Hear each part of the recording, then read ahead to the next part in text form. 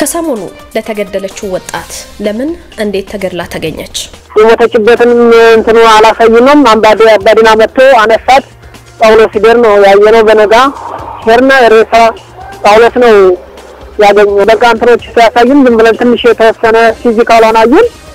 ከዛ በምንትን ያሳዩን የነገሩን ነገር የለም። ኢትዮጵያ የመከላከያ ሰራዊት አባል ጋዛ ውስጥ ተገደለም። ከሰሞኑ አስጌ ሴቶች አያፈቅሩም በሚለው ንግግሩ ሐሰተኛ መረጃ ነው በሚል 3 ዓመት ሊያስቀጣው እንደሆነ አንድ የህግ ባለሙያ ተናግራለች። የህግ ባለሙያን ወደናንተ የምናደርሰው መረጃ ነው። ትራምፕ ራሳቸው እንደ ካቶሊክ ጳጳስ አድርጎ የሚያሳየው የኤአይ ምስል በካቶሊክ እምነት ተከታዮች ዘንድ ከፍተኛ ቁጣን ቀሰቀሰ። እነዚህንና ሌሎችንም ዓለም አቀፍ ከሀገር ውስጥ ያዝናቸው መረጃዎች እናደርሳለን። ናርዶስ አለማየሁ ከናንተ ጋር አጠር ላለ ሰዓት ቆይታ አደርጋለሁ። አብራችሁን ቆዩ።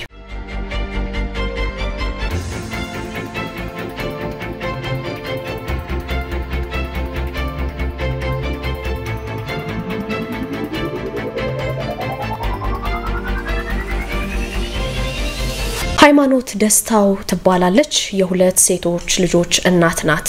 ሮብ ሚያዝያ 15 ወር አምባ አካባቢ ከሚገኘው ቤታቸው ልጆቿን ከትምህርት ቤት ላምጣቸው ብላ እንደወጣች ሳትመለስ ቀርታ ጎረቤት ወዳጅ ዘመድ በፍለጋ ተንከራተቱ። ባለቤቷ ቀሲስ ጌጡም ተጨንቀው ነበር። የልጆቼ እናት ወጣ ቀረች ባካቸው አፋልጉኝ ብለው በሶሻል ሚዲያ መረጃውን አጋሩ። ብዙ ሰዎችም መረጃውን ሼር ሲያደርጉት ተመለከትን። ሰዎች ተባብረው እንዲፈልጓትም ተደርጎ ነበር። በሶስተኛው ቀን አርብ ግን ገዳዩ ደውሎ አትፈልጓት እኔ ገድያታለሁ አስከሬኗን እዚህ ቦታ ታገኟታላችሁ አለ። በቁጭትና በመሪር ሐዘን እናት ሃይማኖት ተቀበረች። ቤተሰቦቿ አዘኑ። አንጀት የሚበሉት ህፃናት ያለ እናት ቀርተዋል።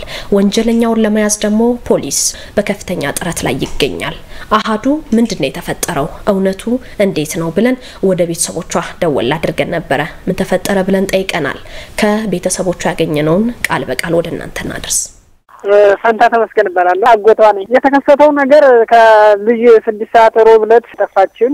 6 ሰዓት ወጣች ነው የሚሉን። ከዛ እኔ ስራውዬ ስመጣ ማታ 1 ሰዓት ተኩል ላይ ነው የገባሁት ወደ ቤት። ከዛ እሷ ቀሲስ ባልየው ለባለቤቴ ደውሎ አልመጣችም ወይ ወደ ቤት ብሎ ስልክ ደወለላት ለባለቤቴ ማለት ነው። ከዛ ማታ 1 ሰዓት ላይ እንደገባሁኝ ሃይማኖት የለችም አሉኝ። እንዴት ነው ምናምን ብዬ ደግሞ ቀጥታ ወደው እንደደነገጥኩ ወደ ቤት ገባሁና እሷ ቤት ካለችበት ከባልየው ጋር ሲሄድ ሃይማኖት ጠፍታለች። ስንት ሰዓት ወጣች? 6 ሰዓት። እንዴ አሁን ትምህርት ቤት ልትወጣ እንደወጣች አልተመለሰችም። ምን ማለት ነው? የተጣላችው ሰው አለ ወይስ አንተ የተጣላው ሰው አለ ብዬ በጣም ተናድጄ እንደዛው ብዬ ተናግሬ ወደ ቤተሰብ ሁሉ ያሳውቄ ነበር። ምንም መልስ የለም። መልስም ሰላጣኝ። አሁንም እንደዛ ብለን እንደተረበሽን አደርነ። በሁለተኛው ቀን ደግሞ ፖሊስ ጣቢያ ሄድን። ፖሊስ ጣቢያ ሲሄድ 24 ሰዓት ይሙላ ተባለ። 6 ሰዓት 24 ሰዓት ሙላ 6 ሰዓት ሄድና 6 ሰዓት ላይ ደግሞ ሲሄድ 24 ሰዓት ሙሉ እሱን አስመዝግበን ወጣን። ስንወጣ ደግሞ ተቸገርንና ቴሌግራም ላይ ባዩሽ ኮልፌ ላይ ለቀኳት። ባዩሽ ኮልፌ በሚለው በቴሌግራም እንደለቀኩኝ ወደ 9 ሰዓት አካባቢ ለቀሁሉም እያያት ስልክ መደወል ብር ላኩልኝ ማለት ተጀመረ። ሐሙስ ዕለት ማለት ነው። ብር ላኩልኝ እያሉ ቴሌግራም ላይ ያወረዱ ብር ላኩልኝ እንዲመጣ ነኝ እያሉ አጭበርባሪዎችም እንደዛ መደወል ጀመሩ። ከዛ ማንን ደግሞ እሺ እርግጠኛ ነኝ ብዬ ለፖሊስ ማሳየት ጀመርኩ። አይ ለፖሊስም ለዛም ለድርጅቱ ስደውል ብር እንዳትልኩ ትክክለኛ ለኛ መረጃውን አቀብሉን አሉን። ከዛም በኋላ ያን ቀን ሐሙስ እንደታች ናፋልጉኝ ስንዋል አልተገኘችም። አሁንም አርብ ወደ ቦሌ መድኃኒዓለም ተደወለልን። ቦሌ መድኃኒዓለም ነኝ እዚህ ቦታ ነው አለች። ትላንት ነው እንጂ ታማኝ ነበረው ዛሬ ደህና ነች እያለ ስልክ ደውልኝ ጀመረ። እውነታዊ መስሎን ከባሏ ጋር እንመናለን። ያው ፍለጋ ላይ አፋልጉኝ ስላለ ማለት ነው። እውነታዊ መስሎን ደግሞ ከዛ አርብ ዕለት ቦሌ መድኃኒዓለም ሄድን። 8 ሰዓት ትመጣለች ነው 8 ሰዓት እመጣለሁ ስራ ገብቼ ነው ይላል። እኛ እውነታዊ መስሎን በቃ ምንም መፍትሄ ስለሌለን የእውነት እየመሰለን ሄድን። አሁንም 8 ሰዓት ሞላ አላገኘናትም። በስ ስልክ ደግሞ በባለቤቱ ተደወለ። የት ነው? ሞጆ ኢንስፔክተር ማን ትቼ ብሎ ደወለ። እሱስ ምንድነው ምናምን ብሎ መኪና ገጭታት አሁን መኪና ገጭታት አደጋ ደርሳለች። ሞጆ ነው ያለችው ጤና ጣቢያ አለ። ብለን እዛ ደግሞ ያንን ደወልሽ ብለን ወረዳ 11 ተደወለና እዛ ደግሞ ኃላፊ የነበረ ፖሊስ ለሱ ደወል። ስንደውል 6 ኪሎ ነው 6 ኪሎ እንተውለና እሱን ወደዛ የሞጆ ዝም ብሎ ስልክን ሰጠነው ከዚህ 6 ኪሎ ላይ ላለው ነገር ነውና 6 ኪሎ ያለው ነገር እደውላችኋለሁ ምሳላ 6 ኪሎ ሄር 6 ኪሎ ስንሄድ በነዛ ሲደወል ቀድሞ ከዚህ ሞታለች ብሎ የሆነ መርዶ ተነገረ ለቀሲስ ነው የተነገረው ለዚህ ከወረዳ የልጇን መታወቂያ ተገምቶ ነው ቀሲስ ነው የተነገረው በጆሮኔ እንኳን ሰማሁም አይ ወረዳ 11 ተደወለልኝ ብሎኝ 6 ኪሎ እንደገባን ከፒያሳ ዋና ፖሊስ አዛዥ እዛ ነው እንግዲህ ከዛ ነው የተደወለለት ለባልጆ ነው የተነገረው አብረን ነው እየፈለግን ያለነው ከቦሌ 6 ኪሎ መስለሽንና 6 ኪሎ እንደገባን ደግሞ ወረዳ 11 ተደወለ የልጅቱ የቱሪስት አባት ነው ብሎ ተደወለ ቱሪስት ምን ወጥናል ልጅ ናት ነው እሱ ሲደወል ወረዳ 11 መጣን እሷ አስክሬን የተገኘው መናሪያ ቤት ወስደው እንደገደላት ነው ምን የደረሰኝ ከዛ እኛ 9 ሰዓት አካባቢ እዛው መናሪያ ቤቷ ገባን ፖሊስ ይዞን ገባ መሞቷን ሰማን አለቀስ ምን እንግዲህ መቼስ ምን ይደረጋል መሞቷን ተረዳን ከዛም በኋላ ያለውን ቦታ ደግሞ ለፖሊስ አሳስበን ነበር 15 ቀን ብለው ቀጥረውና የሞተችበትን እንትኑ አላሳዩንም አባዲና መጥቶ አነሳት ጳውሎስ ይደር ነው ያየነው በነጋ ሄርና ሬሳ ጳውሎስ ነው ያገኘው በቃ እንትኖች ሲያሳዩን ዝም ብለን ትንሽ የተወሰነ ፊዚካል አናዩን ከዛ በምንትን ያሳዩን የነገሩን ነገር የለም ምንም እዚህ እንትን ፊቷ ላይ ነው ያሳዩን እንጂ ሌላው ምንም ያለን ነገር የለም ፊቷን አየሁት በቃ ምክንያቱም ለለቱ ድርጋጤም ስላለ በቃ ፊቷ አብጧን አይሮም ያው ፍጥጥ እንዳለ ነው አኔ አላቀው እንደዛም ሳይሆን ገድያ ነው የሚል ነው ሰማነው ገድያ አለ እዚህ ቦታ ሬሳንሱ ነው ያለ ከዚህ ጋር ከስራ ቦታው ሱቅ ነው የደወለ ልጆቹ ደህና ናቸው ለጊዜው ያው ቤተሰብ ከጋልጆ ጋር ነው ያሉት ደህና ናቸው ያው ለጊዜው ምን ይሆናሉ ትመጣለች እንደዚህ ወጣዳ ነው ትመጣለች ማለት ትንሿ በጣም እናፈንተን ብላ ሰሞኑን 3ኛ 4ኛ ቀን በጣም ረብሻለ ነበር የ4 አመትና የ8 አመት ነው ሁለት ልጆች አለ በጣም አሳዛኝ ክስተት ተከሰተብን ነው ምን እናደርጋለን እግዚአብሔር መቼስ ይጣለብና አይችልም እኛ ትክክለኛው እንዴት ሚኒስትር ምንድነው ይሄን ያክል ሊደረስበት የቻለው ጎረቤት ነው እዛ አካባቢ የሚባለው ሰው ትክክለኛው በምን ምክንያት ነው ይሄን ያህል ሊደረስበት የተቻለው ትክክለኛው ወይስ እንዴት ነው መቼም ሰይጣን ያገባብህ ነው ወይስ ከባባ ጋር ነው ወይስ እንደገና ከጎረቤት ነው እንደ የትክክለኛው በቃ መፈለግ የሆነ እንጂ ሌላ ምን ያስፈልጋል ለራስቱ ቢያንስ ትክክለኛው ማግኘት ነው የምፈልገው እንጂ ምን አለ ከዛ ውጭ እንደሰማችሁት ነው እንግዲህ ቤተሰቦቿ በሐዘን ሆነው ነው የሚገኙት ማለት ነው በሰማችሁት መሰረት ወደ ቤተሰቦቿ ደውለን መረጃውን ለእናንተ አደረስን ኢትዮጵያዊ መከላከያ ሰራዊት አባል ጋዛ ውስጥ ሞተ በጋዛ ሰርጥ አቅራቢያ ኢትዮጵያ እስራኤል ወታደር ደጀን ዳንኤል የሚባል መገደሉ ተዘግቧል የእስራኤል መከላከያ ኃይል ዛሬ ባወጣው መግለጫ የተገደለው የ41 አመቱ ደጀን ዳንኤል ሳህሉ የሚባል መሆኑን አስታውቋል ደጀን የእስራኤል መከላከያ ኃይል ተጠባባቂ ጦር አባል እንደነበረ የጠቀሰው መግለጫው በ5067ኛ ሻለቃ የከባድ ጦር መሳሪያ ኦፕሬተር ሆኖ ሲያገለግል እንደነበረም ነው የተረዳ ነው ማለት ነው በጋዛ አቅራቢያ ከሚገኘው ኢየሩሳሌም ድልድይ አካባቢ እንግዲህ በግዳጅ ላይ ተሰማርቶ በነበረበት ወቅት ባጋጠመው የመኪና አደጋ ህይወቱ አልፏል ብሏል የእስራኤል መከላከያ ኃይል ነገር ግን መንስኤው ግልጽ ስላልሆነልኝ እያጣራሁ ነው ብሏል እንደ ኢየሩሳሌም ፖስት ጋዜጣና ሌሎች ዓለም አቀፍ ሚዲያዎችን እንደተመለከታችኋቸው ማለት ነው እነዚህ ሚዲያዎች እንደዘገቡት ካለፈው አመት ኦክቶበር 7 ወዲህ ከተገደሉት የእስራኤል ወታደሮች ደጀን 854ኛ ደረጃ ላይ ይገኛል ከነዚህ ውስጥ ቁጥራቸው ቀላል የማይባል ኢትዮጵያን መገደላቸውን ክስተቱ በተፈጸመበት ወቅት ተዘግቧል ዋይኔት ኒውስ ኮም ይዞት በወጣው ዘገባ ደግሞ የመከላከያ ሰራዊቱ ሰኞ ማለዳ በጋዛ ድንበር አቅራቢያ በተፈጸመ የአሰራር አደጋ እንደተገደለ መረጃው ያሳያል ማለት ነው አደጋው ወታደራዊ መኪና ተገልብጦ ነው የሚል እንደነበረ የሚታመን ነው ተብሏል ነገር ግን ክስተቱ በከፍተኛ ምርመራ ላይ ነው እየተባለ ይገኛል የመከላከያ ሰራዊቱ እንግዲህ ድርጊቱ ተጨማሪ ምርመራ ስለሚያስፈልገው ምርመራ እያደረኩበት ነው ብሏል እንግዲህ ይህ ግለሰብ በእስራኤል አቅራቢያ መሞቱን በርካታ የዓለም ሚዲያዎች የምትመለከቷቸው ሚዲያዎች ዘግበውት ሲቀባበሉት ነበር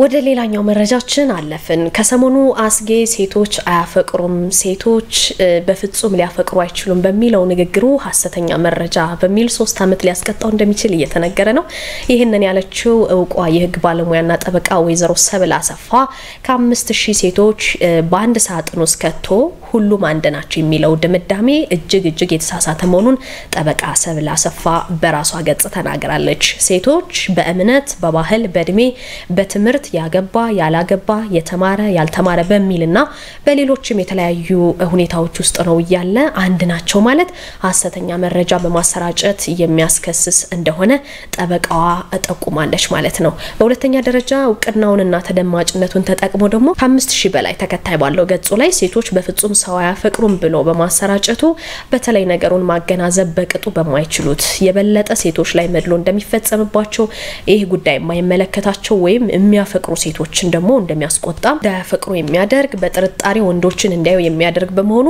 ሐሰተኛ መረጃና የጥላቻ ንግግር መከላከል አዋጅ 11/85 መሰረት ማለት ነው 3 አመት እስራትና እስከ 100,000 ብር ያስቀጣል ብላለች ማለት ነው እንግዲህ እውቋ ጠበቃ ያለችው በቪዲዮ አስመልከቻቸው ልመለስ የሙዚቀኛ አሽጌ አነጋገር ወይም ንግግር በህግ አንፃር እንደቆያችሁን ጠበቃ ሰብል አሰፋ ይሄ ሙዚቀኛ ከቀናት በፊት ሴቶች አያፈቅሩም የሚል የተሳሳተ ድምዳሜ ያለው ነገር በማህበራዊ ሚዲያው ፖስት አድርጎ ነበር ይሄን በተመለከተ ለጉዳዩ ክብደት ብዙም ላለመስጠት በጣም የተሳሳተም ስለሆነ አነጋጋሪ ሊሆን አይችልም ብዬ በዝምታ ማለት ፈልጌ ነበር ነገር ግን በርካቶቻችሁ አንድ ነገር በይስላላችሁ ነው ይሄን ቪዲዮ መስራት የፈለኩት ይሄ አርቲስት እንደምታውቁት ከ5000 ሰው በላይ የሚከተለው ማህበራዊ ሚዲያ ፕላትፎርሙን ተጠቅሞ ነው ይሄንን መረጃ የለቀቀው ይሄ መረጃ ትክክል ነው ወይ የሚለው በመናይበት ሰዓት አይደለም ሐሰተኛ መረጃ ሊባል የሚችል ነው ምክንያቱም ሴቶች አንደኛ አንድ አይነት አይደሉም ሴቶችን በአንድ ቦክስ ከቶ ሴቶች እንዲናቸው እንዲያናቸው የሚለው ራሱ የተሳሳተ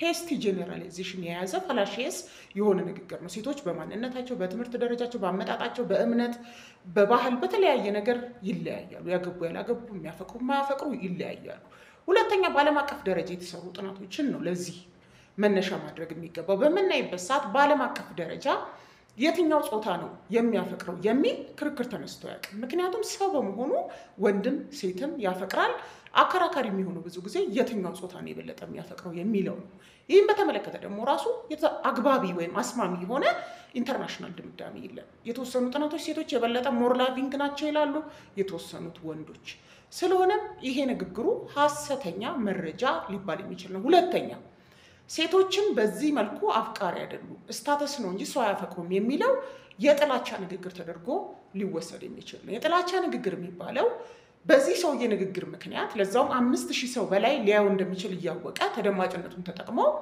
ሴቶች ላይ የተናገረው ነገር በርካታ ሰዎች ነገሩን መመዘን በተለይ የማይችሉና የወረደውን የሰሙትን የሚቀበሉ ሰዎች በተለይ ሚዲያ ካለው ተጽዕኖ አንፃር ሴቶችን ላይ የበለጠ መድሎ እንዲያረጉ ጥላቻ ሴቶች ላይ እንዲፈጠር በጥንቃቄ እንዲያያዋቸው እንዳያፈቅሯቸው እንዳያምኗቸው የሚያነሳሳ በመሆኑ በሐሰተኛ መረጃና በጥላቻ ንግግር መከላከል አዋጁ 1185 መሰረት የሚወድቅና ሰውየው ግለሰቡ ከ5000 በላይ ተከታይ ባለው ፕላትፎርሙ ስለሆነ ይሄንን ሐሰተኛና የጥላቻ ሊባል የሚችል ንግግር የለቀቀው እስከ 3 አመት እስራትና እስከ 100,000 ብር ቅጣት ሊቀጣ ይችላል ስለሆነም ሴቶች ከጨከናችሁና ይሄንን ስቴትመንቱን ይዛችሁ ወደ ፖሊስ ከወሰዳችሁ የጥላቻ ንግግር እንዲሁም ሐሰተኛ ፍረጃና መረጃ በመሆኑ እስከ 3 አመት ማስቀጣት ይቻላል እንደሰማችሁት ነው እንግዲህ ጠበቃዋ ሴቶች ለፖሊስ በማመልከት የጉዳይ የማይመለከታቸው ሴቶች መክሰስ እንደሚችሉም በራሷ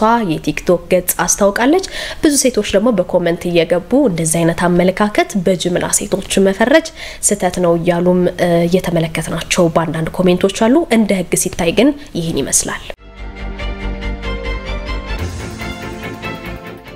ትራምፕ የራሳቸውን እንደ ካቶሊክ ጳጳስ አድርጎ የሚያሳየው የኤአይ ምስል በብዙ የካቶሊክ እምነት ተከታዮች ዘንድ ቁጣን ቀሰቅሷል የአሜሪካው ፕሬዝዳንት ዶናልድ ትራምፕ በሰው ሰራሽ አስተውሎት የተሰራና የካቶሊክ ጳጳስ አድርጎ የሚያሳያቸውን ምስል በማህበራዊ ሚዲያ ማጋራታቸውን በካቶሊክ እምነት ተከታዮች ዘንድ ነቀፌታን አስከትሎባቸዋል ማለት ነው ይሄ የምትመለከቱት ምስል በዋይት ሃውስ ይፋዊ ማህበራዊ ሚዲያዎች የተጋራ የካቶሊክ እምነት ተከታዮች በሊቀ ጳጳስ ፍራንሲስ ሞት ሀዘናቸውን በከፍተኛ በከፍተኛ ሁኔታ እየገለጹ ባሉበት ወቅትና ቀጣዩ ሊቀ ጳጳስ ለመምረጥ ምን ይደረግ በሚል ዝግጅት ላይ እያሉ ነው ይህ ፎቶ የተለቀቀው ማለት ነው።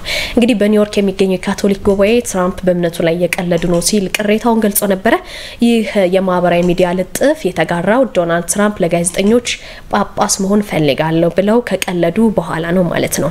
ትራምፕ በካቶሊክ እምነት ላይ እንግዲህ ያፌዙ ነው ተብሎ የተተቹ የመጀመሪያው የአሜሪካ ፕሬዝዳንት አይደሉም። ነገር ግን የቀድሞው ፕሬዝዳንት ጆ ባይደን ከዓመታት በፊት የምታስታውሱ ከሆነ በታምፓ ፍሎሪዳ የጽንስ ማቋረጥን በሚደግፉ ግለሰቦች በተዘጋጀ አንድ ሰልፍ ላይ የመስቀል ምልክት ሲሰሩ ወይንም ሲያማትቡ መታየታቸው ኃይለኛ ቁጣን ቀስቅሶ እንደነበር የምናስታውሰው ነውና የቫቲካን ቃል አቀባይ ማቴዎ ብሩኒ ቅዳሜ ዕለት ትራምፕ ስላጋሩት ምስል የቤተክርስቲያኗ አቋም ምን እንደሆነ ተጠይቀው ከመመለስ ተቆጥበው ዝምታን መርጠዋል። ቫቲካን ከሚቀጥለው ሳምንት ረቡዕ ጀምሮ ቀጣዩ ሊቀ ጳጳስ ለመምረጥ የሚሰየሙ ጳጳሳትን ለመቀበል በዝግጅት ላይ ናት ማለት ነው። አርብ ማታ እንግዲህ በትራምፕ ማህበራዊ ሚዲያ ላይ ተጋራው ይህ የምትመለከቱት ምስል ጳጳሳት የሚለብሱትን ነጭ ልብስ ተክኖና ቆብን አድርገው ይታያል። የኤአይ ምስል ነው፣ የሳቸው ትክክለኛ ሳይሆን በኤአይ ጄኔሬት የተደረገ ምስል ነው። በኤአይ በተሰራው በዚህ ምስል ላይ እንግዲህ ትራምፕ አንገታቸው ላይ ትልቅ መስቀል ያደረጉ ናቸው። የቀኝ እጃቸውን ጣት ቀስረዋል። ፊታቸው ላይ ጥሞና ይነበባል። እንደምታዩት ምስሉ መጋራቱን ተከትሎ የኒውዮርክን ጳጳስ የሚወክለው የኒውዮርክ ግዛት የካቶሊክ ጉባኤ ቅሬታውን ለኤክስ ማስገባቱን አስታውቆ ነበር። ክቡር ፕሬዝዳንት በዚህ ምስል ላይ ምንም አይነት ጥበብ ወይንም የሚያስቅ ነገር የለም ሲል ቡድኑ ጽፏል። ተወዳጁን አባታችን ሊቀ ጳጳስ ፍራንሲስን ገና መቅበራችን ነው። እንዲሁም የካቶሊክ እምነት አባቶች ቀጣዩ ሊቀ ጳጳስ ለመምረጥ በቅዱስ ጴጥሮስ ቤተክርስቲያን የጽሞና ጊዜ ላይ ሊጀምሩ ነው። አያላግጡብን ባኮትም ብሏል ቡድኑ በመግለጫው ማለት ነው። የጣሊያን የቀድሞ ጠቅላይ ሚኒስትር ማቴዎ ሬንዚ ዶናልድ ትራምፕን ምስሉን በማጋራታቸው ኮንነዋቸዋል። ሬንዚ ይህ ምዕመኑን የሚያስቆጣ ተቋሙን የሚሳደብ እንዲሁም የቀኝ ዘመም ዓለም መሪዎች በማላገጥ ደስታን እንደሚያገኙ የሚያሳይ ምስል ነው ሲሉ በኤክስ ገጻቸው ላይ ጽፈው ነበር። ዋይት ሃውስ ግን የሪፐብሊካኑ ፕሬዝዳንት በጵጵስናውና በጳጳሱ ላይ ያላገጡ ነው የሚለውን አስተያየት ውድቅ አድርጎታል ማለት ነው። ቢቢሲ እንዳለው እንግዲህ ፕሬዝዳንት ትራምፕ በሊቀ ጳጳስ ፍራንሲስ ሞት የተሰማቸውን ሀዘን ለመግለጽና በቀብራቸው ላይ ለመገኘት ሮም ድረስ መሄዳቸው የሚታወስ ነው። እንዲሁም ለካቶሊኮችና ለሃይማኖት ነጻነት ታማኝ ደጋፊ መሆናቸው ይታወቃል ሲሉ የፕሬስ ሴክሬታሪዋ ካሎሪን ሌቪት ተናግረዋል ማለት ነው። ይህ ብዙ በዓለም ዙሪያ ያሉ የእምነቱ ተከታዮችን በተለይ የካቶሊክ እምነት ተከታዮችን ያስቆጣና በተለያዩ የሶሻል ሚዲያዎች ትልልቅ በሚባሉ የበይነ መረብ ድረገጾች ላይ ሲዘዋወር የነበረ በኤአይ ጄኔሬት የተደረገ የትራምፕ ምስል በርካቶችን አስቆጥቷል። እንግዲህ ተመልካቾች ውድ ቤተሰቦቻችን ከአሀዱ ኒውስ ኤንድ ፖለቲክስ ዩቲዩብ ቻናላችን በኔ በኩል የነበሩ ከሀገር ውስጥና ከውጭ ያጠናከርናቸው መረጃዎች እነዚህ ነበሩ። አሁን ደግሞ ከአሀዱ ስቱዲዮ ወደ እናንተ ሰዓታቸውን ጠብቀው ወደሚደርሱ መረጃዎች ወስዳችኋለሁ።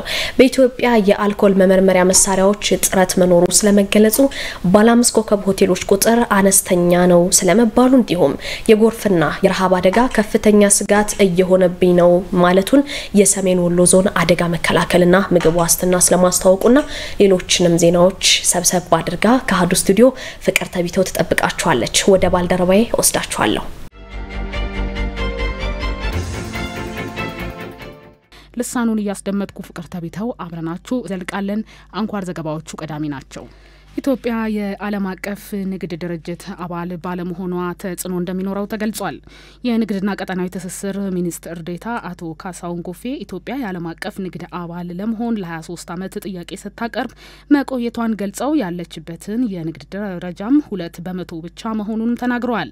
ይህ በመሆኑ በሀገሪቱ ንግድ ላይ ተጽዕኖ አሳድረዋል ሲሉ አንስተው በዚህ ዓመት የንግድ ድርጅት አባል የመሆን እድል እንዳላትም ነው የተናገሩት። ኢትዮጵያ የዓለም አቀፍ ንግድ ድርጅት አባል መሆኗ ዘርፈ ብዙ ጠቀሜታ እንዳለው አንስተው 167 ሀገራት በላይም አባል መሆናቸውን ገልጸዋል። የሚላከው ምርት ዝቅተኛ በመሆኑ መዳረሻ ሀገራትን ለማስፋት እየተሰራ መሆኑንም አስታውቀዋል። ለአምራች ኢንዱስትሪዎች የሚገጥማቸው የጥሬ እቃዎች ችግርን ለመፍታትም ከግብርና ሚኒስቴር ጋር በትብብር እየተሰራ መሆኑንም አስታውቀዋል። ኢትዮጵያ ታምርት ኤክስፖ ለአምራች ኢንዱስትሪዎች ዓለም አቀፍ የገበያ መዳረሻ አማራጮችን ለማስፋት እንደሚጠቅምም ተናግረዋል። ለአምራች ኢንዱስትሪዎች የዓለም የገበያ ትስስርን ማስፋትና ዓለም አቀፍ የንግድ ስርዓትን መቀላቀል የሚቻልበት ሁኔታ ላይ እየተሰራ መሆኑንም ገልጸዋል። ተገልጋዮች ያጋጠማቸውን ያስተዳደር ችግር ባሉበት ሆነው ማቅረብ እንዲችሉ እየተሰራ መሆኑ ተገልጿል። የኢትዮጵያ ሕዝብ እንባ ጠባቂ ተቋም አሰራሩን በቴክኖሎጂ በተደገፈ መልኩ ቀልጣፋ አገልግሎት ለመስጠት የሚያስችል ጥናት እያካሄደ መሆኑን አስታውቋል።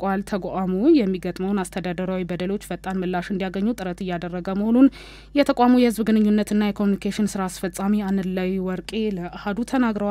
በአሁኑ ወቅትም አሰራሩን በማዘመን ቀልጣፋ አገልግሎት ለመስጠት በቴክኖሎጂ ማስደገፍ የሚያስችል ጥናት እየተካሄደ መሆኑንም ጠቁመዋል። ተገልጋዮች ወደ ተቋሙ በአካል መሄድ ሳይጠበቅባቸው ባሉበት ሆነው ያጋጠማቸውን ያስተዳደር ችግር ማቅረብ እንዲችሉ ለማድረግ የሚያስችል ስራው ትኩረት እንደተሰጠውም ነው ያነሱት። በተለይም ደግሞ ከንብረት ይገባኛል ከአሰሪና ሰራተኛ ጋር በተያያዘ የሚቀርቡ አቤቱታዎች ካለምንም ገደብ በተቋሙ እንደሚስተናገዱና እልባት እየተሰጣቸው መሆኑንም ገልጸዋል። በህግ የተደነገጉ የሰዎች መብቶችና ጥቅሞች ጥራትና ግልጽነት ያለው የመልካም አስተዳደር መስፈኑን ለማረጋገጥ የሚሰራ መሆኑንም ጠቁመዋል። ባለፉት 8 ወራት ከ2 ሚሊዮን በላይ ለሚሆኑ ዜጎች የሰብአዊ እርዳታ ማቅረቡን የኢትዮጵያ ቀይ መስቀል የደቡብ ኢትዮጵያ ክልል ቅርንጫፍ ጽህፈት ቤት አስታውቋል። በክልሉ ባለፉት 8 ወራት በተከሰተው ተፈጥሯዊና ሰው ሰራሽ አደጋዎች ችግር ለገጠማቸው ከ2 ሚሊዮን በላይ ለሚሆኑ ዜጎች ምግብ ነክ ያልሆኑ የሰብአዊ ድጋፍ ማድረጉን በኢትዮጵያ ቀይ መስቀል ማህበር የደቡብ ኢትዮጵያ ክልል ቅርንጫፍ ጽህፈት ቤት ለአሃዱ አስታውቋል። በቅርንጫፍ ጽህፈት ቤቱ የሰብአዊ ዲፕሎማሲና ኮሙኒኬሽን አገልግሎት ዳይሬክተር ሙሉዋ ሰዓቲሳ በክልሉ የተለያዩ አካባቢዎች ተከስቶ በነበረ ግጭትና ተፈጥሯዊ አደጋ ንብረታቸው ለወደመባቸውና ለተፈናቀሉ ዜጎች ድጋፍ መደረጉንም ተናግረዋል። የንጹህ መጠጥ ውሃን ጨምሮ የተለያዩ የልማት ፕሮጀክቶችን ተጠቃሚ መሆናቸውን አንስተው በክልሉ ለተከሰተው ተፈጥሯዊና ሰው ሰራሽ ችግሮች አፋጣኝ የሰብአዊ ድጋፍ እየተደረገ መሆኑንም አንስተዋል። የክልሉ መንግስት አስፈላጊውን ድጋፍ እንደሚያደርግ አንስተው ከህይወት አድን ስራ በተጨማሪ ሰብአዊ ድጋፍ አገልግሎቶች እየተሰጡ መሆኑንም ተናግረዋል። ሉበት ቦታ ወደ ሌላ ቦታ ይሸጋገሩ በሚባልበት ሁኔታ ላይ ለኛ እንደ ቀይ መስቀል የተሰጡ ቤቶች አሉ። ያንንም ቤቶችን አጠቃላይ 318 ቤቶች ናቸው። የዓለም አቀፍ ቀይ መስቀልና ሌላ ከኛ ጋር የሚሰራ ተቋም አለ። ያኚ ተከፋፍለው የወሰዱበት አለ። ከዛ ውጪ የተለያዩ ማህበራት የቀይ መስቀል ማህበራት በዛ አካባቢ ላይ የውሃ ተቋማትን ለምሳሌ እንደ ጀርመን ቀይ መስቀል አይነት ሌሎች ተግባራትን የካሽ ትራንስፈር ስራዎችንም ጭምር የተከናወነ ያለበት ሁኔታ ነው ያለው። እስካሁን ቢያንስ 260 አካባቢ ቤቶች ተገንብተዋል። ሰብአዊ አገልግሎቶች ላይ የሚፈጸሙ ጥቃቶችን ለመከላከል ሁሉም አካል ድጋፍ እንዲያደርግም ጠይቀዋል። በኢትዮጵያ የአልኮል መመርመሪያ መሳሪያዎች እጥረት መኖሩ ተገልጿል። ባለው የኢኮኖሚ ጫናና የፋይናንስ እጥረት ምክንያት በኢትዮጵያ የአልኮል መመርመሪያ መሳሪያዎች እጥረት መኖሩና ተደራሽ ማድረግ አለመቻሉን የመንገድ ደህንነትና መድን ፈንድ አገልግሎት አስታውቋል። በኢትዮጵያ አብዛኛው የትራፊክ አደጋ ጠጥቶ በማሽከርከር የሚከሰት ነው የሚሉት የመንገድ ደህንነትና መድን ፈንድ አገልግሎት ዋና ስራ አስፈጻሚ አቶ ጀማል አፖምሳ ናቸው። በየጊዜው ዘመናዊ የአልኮል ትንፋሽ መቆጣጠሪያና መመርመሪያ መሳሪያዎች ከውጭ ሀገር በግዢ ወደ ሀገር ውስጥ የሚገቡ ቢሆንም ተደራሽ ለማድረግ አስቸጋሪ መሆኑንም ገልጸዋል። ከዚሁ ጋር ተያይዞ በሀገሪቱ ክልሎች፣ ወረዳዎችና ቀበሌዎች ተደራሽ ለማድረግ አስቸጋሪ እንደሆነ ገልጸው ለዚህም የፋይናንስ ችግር ቢኖርም አደጋ በሚበዛባቸው ክልሎችና አካባቢዎች ግን በቂ ስልጠና ተሰጥቶ መሳሪያው ስራ ላይ እየዋለ እንደሚገኝም ተናግረዋል። አዎ ስልጠና ሰጥተናል፣ ገዝተን ሰጥተናል። እቃው ተደራሽ አይደለም፣ ሀገራችን አቅማችን አልፈቀደም። በአንድ ጊዜ ከ600 700 ወረዳ በላይ ነው ያለው። በሺ የሚቆጠር ቀበሌ ነው ያለው። ኢትዮጵያ ሰፊ ሀገር ናት። አንድ ጊዜ ይሄን ማላካል ሚሊዮን ይፈልጋል። ግን አደጋ የሚበዛባቸው ከተሞች፣ አደጋ የሚበዛባቸው ክልሎች፣ አደጋ የሚበዛባቸው ወረዳዎች ተመርጠው በተወሰነ ደረጃ ሰጥተናል። አሁንም ግዢ ላይ ነን፣ ስናገኝ እንሰጣለን። እጃቸው በገባው ላይ ደግሞ ስራ እንዲሰሩ ስልጠና እየሰጠን ነው። በየክልሉ ዞረን ሁሉም ቦታ ስልጠና ተሰጥቷል። ስለዚህ ባለችው አቅም እየሰራን ነው ማለት ግን በቂ ነው ማለት አይደለም። አክለውም የአልኮል ጠጥቶ ማሽከርከርና ሌሎች የደንብ ጥሰቶች ላይ የሚደረገው ቁጥጥርም ተጠናክሮ እንደሚቀጥል አንስተው አሽከርካሪዎቹም ሆኑ እግረኞች የትራፊክ ሕግና ደንብን አክብረው እንዲጠቀሙም የመንገድ ደህንነትና መድን ፈንድ አገልግሎት አሳስበዋል። የባለ 5 ኮከብ ሆቴሎች ቁጥር አነስተኛ መሆኑ ተገልጿል። በቅርቡ የሆቴሎች የኮከብ ደረጃ ይፋ እንደሚሆን ተነግሯል። በሆቴሎች ላይ ዳግም የባለ ኮከብነት ደረጃ ምዘና በማከናወን እንዲሻሻል እንደሚደረግም የአዲስ አበባ ሆቴል ባለንብረቶች ማህበር አስታውቋል። በከተማዋ በሚገኙ ባለ ኮከብ ሆቴሎች ላይ ዳግም የደረጃ ምዘና እየተደረገ መሆኑን የተናገሩት የአዲስ አበባ ከተማ ሆቴል ባለንብረቶች ማህበር የቦርድ ሰብሳቢ ፕሬዝዳንት አስቴር ሰለሞን በወራቶች ውስጥ ከ80 በላይ በባለ ኮከብ ሆቴሎች ላይ የደረጃ መስፈርት መከናወኑንም ተናግረዋል። አክለውም በተከናወነው የደረጃ ምዘና አብዛኞቹ ሆቴሎች ያሟሉት ኮከብ 3 እና 4 ስለመሆኑና በደረጃ ምዘናው ባለ 5 ኮከብ ደረጃን ያሟሉ ሆቴሎች ውስን ስለመሆናቸውም ጠቁመዋል። በሆቴሎች ላይ የተከናወነ በሚገኘው የደረጃ መስፈርት ሂደት ላይ የኮከብ ደረጃን ያሻሻሉ እንዲሁም ከደረጃ በታች ሆነው የተገኙ ሆቴሎች ስለመኖራቸውም ተናግረዋል። የጎርፍና የረሃብ አደጋ ከፍተኛ ስጋት እንደሆነበት የሰሜን ወሎ ዞን አደጋ መከላከልና ምግብ ዋስትና አስታውቋል። በአማራ ክልል የሰሜን ወሎ ዞን የጎርፍና የረሃብ አደጋ ከፍተኛ ስጋት እንደሆነበት የዞኑ አደጋ መከላከልና ምግብ ዋስትና ጽፈት ቤት ለአውዳው አስታውቋል። የጽፈት ቤቱ ኃላፊ አቶ አለሙ ይመር በቅርቡ በተደረገ የጥናት ዳሰሳ በዞኑ ከፍተኛ የሆነ የጎርፍና የረሃብ አደጋ ስጋት እንደሆነበትም ገልጸው በአካባቢው የጸጥታ ችግር በመኖሩ አርሶ አደሮች ሰብላቸውን በአግባቡ መሰብሰብ ባለመቻላቸው የረሃብ አደጋ ስጋት እንዳለባቸውም ገልጸዋል። በሁሉም በ11 የዞኑ ወረዳዎችና በ6 ከተማ አስተዳደሮች ላይ የጎርፍ አደጋ ስጋት መኖሩን የገለጹ ሲሆን ለክልሉ መንግስት ማሳወቃቸውንም ተናግረዋል። በዚህም የአደጋ ስጋቱን ለመከላከል የክልሉ መንግስት የገንዘብ ድጋፍ ቢያደርግም በጥናቱ መሰረት ግን የተላከው ገንዘብ ለ3 ወረዳዎችና ለአንድ ከተማ አስተዳደር የሚሆን በጀት ብቻ ስለመሆኑ አንስተው በቂ እንዳልሆነም ገልጸዋል። አሁን እኛ ጋር በጣም ከፍተኛ የሆነ እንደ ስጋት ነው የለየ ነው። ይሄ በአሰስመንት ደረጃ ያገኘነው መረጃ ነውና አንደኛ ህዝባችን ወደፊት ችግር ይገጥመዋል ብለን ያሰብነው አካባቢው በአንድም በሌላም ከርስ በርስ ግጭቱ ጋር ተያይዞ ሰው ያመረተው ምርት ወደ ቤቱ አላስገባም። ሌላው ከጎርፍ ጋርም ተያይዞ እኛ በሁሉም አካባቢዎች የጎርፍ አደጋ ይገጥመናል ብለን ጥናት ለይተናል፣ ለክልሉ አሳውቀናል። አሁን ባለው ሁኔታ ግን በተወሰነ መልኩ ገንዘብ ተልኮልናል። ግን የተላከልን ከ4 ወረዳዎች አይበልጡ 11 ወረዳ በ6 ከተማ አስተዳደሮች የጎርፍ ችግር ይገጥመናል ብለን እኛ መረጃ ለይተን አሳውቀናል። በበጀት ደረጃም ስናየው በቂና ጥጋቢ አይደለም ብሎ መውሰድ ይቻላል። በሀገሪቱ በተለያዩ አካባቢዎች በተደጋጋሚ እየተከሰቱ ባሉ ሰው ሰራሽና ተፈጥሮ አደጋ ምክንያት በአጠቃላይ የአደጋ ስጋቱ ከእለት ወደ እለት እየጨመረ ነው ሲሉም ጠቁመዋል። የኬንያ መንግስት እሁድ ዕለት ባካሄደው ህዝባዊ ስብሰባ ላይ በሀገሪቱ ፕሬዝዳንት ዊሊያም ሩቶ ላይ ጫማ የተወረወረበትን ክስተት አሳፋሪ ሲል አውግዟል። በሰፊው የተጋሩ ተንቀሳቃሽ ምስሎች እንደሚያሳዩት ፕሬዝዳንቱ ንግግር ሲያደርጉ የተወረወረው ጫማ ወደ ላይ ከፍ ያደረጉትን ግራ እጃቸውን መቷል የተባለው የመንግስት ቃል አቀባይ የሆኑት ድርጊቱን አውግዘው ከጀርባ ያሉት እንዲያዙም ጠይቀዋል። ለልጆቻችን ምን አይነት እሴቶችን እያስተማርን ነው ሲሉ ፕሬዝዳንቱ እንዲከበሩም በማህበራዊ ትስስር ገጻቸው ላይ ባጋሩት ጽሁፍ አስፍረዋል። የኬንያ መገናኛ ብዙሃን 3 ሰዎች መያዛቸውን እየዘገቡ ቢሆኑም ፖሊስ ግን ይህንን አላረጋገጠም። አንዳንድ የፓርላማ አባላትም ከፍተኛ የጸጥታ ክፍተት መሆኑን በማንሳት ጫማ መወርወሩንም ተችተዋል። ክስተቱ የተፈጸመው ፕሬዝዳንቱ በምዕራብ ሚጎሪ አውራጃ በተካሄደው ህዝባዊ ስብሰባ ላይ ንግግር እያደረጉ ባሉበት ወቅት ነው። ፕሬዝዳንት ሩቶ ወደ አካባቢው ያቀኑትም በክልሉ ለ3ኛ ቀናት የሚቆይ የልማት ፕሮጀክቶችን ለማስጀመር ነው ተብሏል። ሩቶ እንደ አውሮፓውያኑ በ2022 ፕሬዝዳንቱ ከሆኑ በኋላ በኑሮ ውድነትና በታክስ ጭማሪ ምክንያት ተቃውሞ ገጥሟቸዋል የተባለው ዘገባው የሮይተርስ ነው። የእስራኤል መከላከያ ኃይል በ10 ሺዎች የሚቆጠሩ የተጠባባቂ ኃይሉን አባላት በጋዛ ለሚካሄደው የተጠናከረ ወታደራዊ ዘመቻ መጥራት መጀመሩ ተገልጿል። እስራኤል ደህንነት ካቢኔ የሀገሪቱ ሰራዊት ጋዛን መቆጣጠሩን ጨምሮ ሐማስ ላይ የሚካሄደውን የጥቃት ዘመቻ ለማስፋት የወጣውን እቅድ ማጽደቁን አንድ የእስራኤል ባለስልጣን አስታውቋል። ጠቅላይ ሚኒስትር ቤንያሚን ኔታንያሁ እቅዱ ሐማስን ለመደምሰስና የተቀሩትን ታጋቾች ለማስመለስ የሚያስችል በመሆኑ ጥሩ እቅድ መሆኑን መናገራቸውን ባለስልጣን ባለስልጣኑ ጠቅሰዋል። ካቢኔው በተጨማሪም የተባበሩት መንግስታት ከባድ የምግብ እጥረት አስከትሏል ያለው በጋዛ ላይ ለ2 ወራት የተጣለውን እቀባ ለማብቃት የግል ድርጅት ወደ ጋዛ እርዳታ እንዲያስገቡና እንዲያከፋፍሉ የቀረበውን እቅድ በመርህ ደረጃ ማጽድቋል። የመንግስታቱ ድርጅትና ሌሎች የእርዳታ ተቋማት የቀረበው እቅድ መሰረታዊ የሰብአዊ እርዳታ አቅርቦት መርሆችን የሚጥስ ነው በማለት እንደማይተገብሩም አስታውቀዋል። ሐማስ በበኩሉ በእስራኤል በኩል የቀረበው ሀሳብ ፖለቲካዊ ማስፈራራት ነው ብሎታል። ዘገባው የቢቢሲ ነው። 7 በአደንዛዥ እጽ የተጠረጠሩ ግለሰቦች በቁጥጥር ስር መዋላቸውን የማላዊ መንግስት አስታውቋል።